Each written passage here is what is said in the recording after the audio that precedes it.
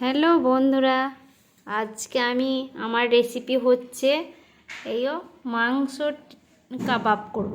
এই মশলা আর এই মাংস।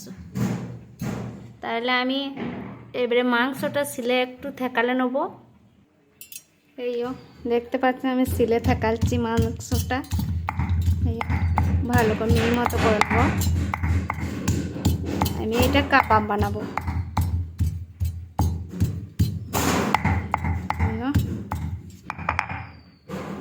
কত সুন্দর হয়ে গেছে, মাংসটা থাকালা হয়ে গেছে।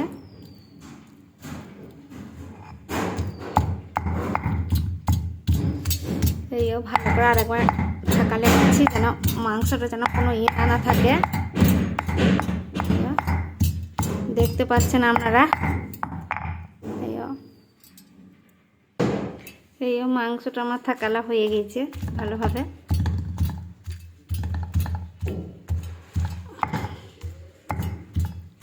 আমি এবার তুলে নিচ্ছি।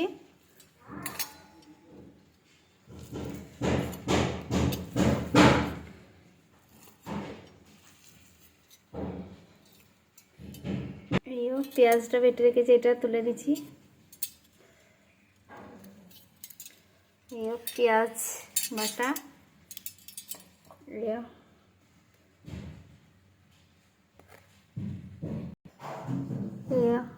মাংসটা আমি এবারে সব মশলা মাখিয়ে নিচ্ছি। মশলাগুলো আছে,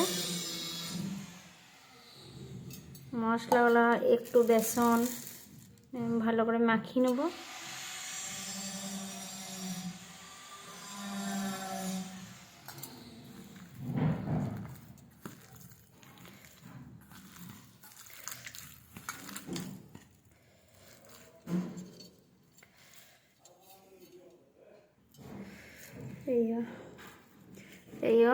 আমার পাকানো হয়ে গেছে কাবাব মতো টিকিয়াগুলো।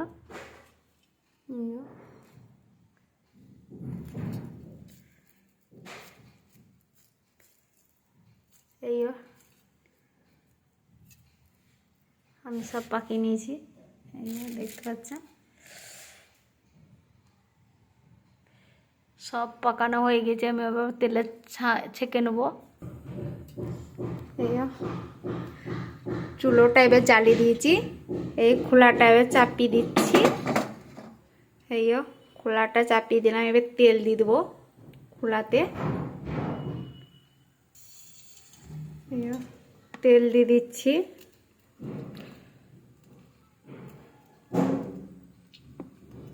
তেলটা গরম হয়ে গেলে আমি এবার মাংসর টিকিয়াটা দিয়ে দেবো।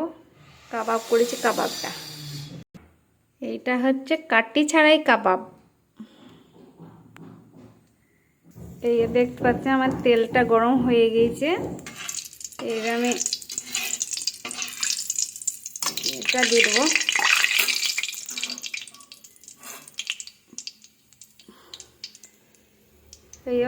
দেখতে পাচ্ছেন আমি দিয়ে দিচ্ছি।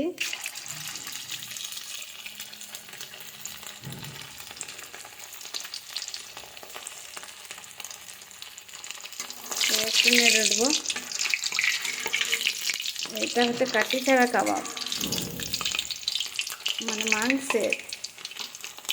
সবাই কাটি দিয়ে করে, আমি কাটি দিই নাই, আমি কাটি ছাড়াই কাবাব করছি। এটা নো আছে দিয়েছি, যে আঁচটা যদি বেশি হয়ে যায় তাহলে অপরকার ইয়েটা হয়ে যাবে।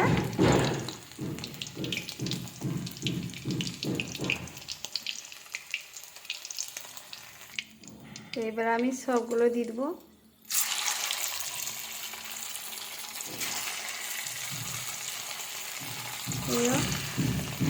সব দিয়ে দিচ্ছি, দেখতে পাচ্ছেন। আমি উল্টিয়ে দেবো একবার।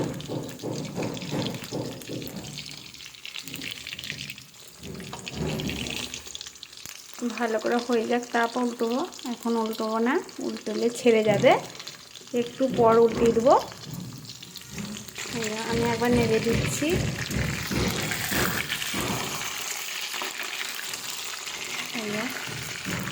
উল্টিয়ে দিলাম। পিঠ হয়ে যাক, এক পিঠ হয়ে গেছে, আর এক পিঠ হয়ে যাক। নিয়ে আমি তুলে নেব।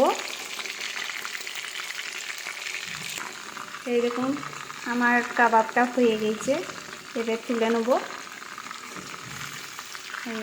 কত সুন্দর ভাজা হয়ে গেছে। এবার তুলে নিচ্ছি একটি পাত্রে।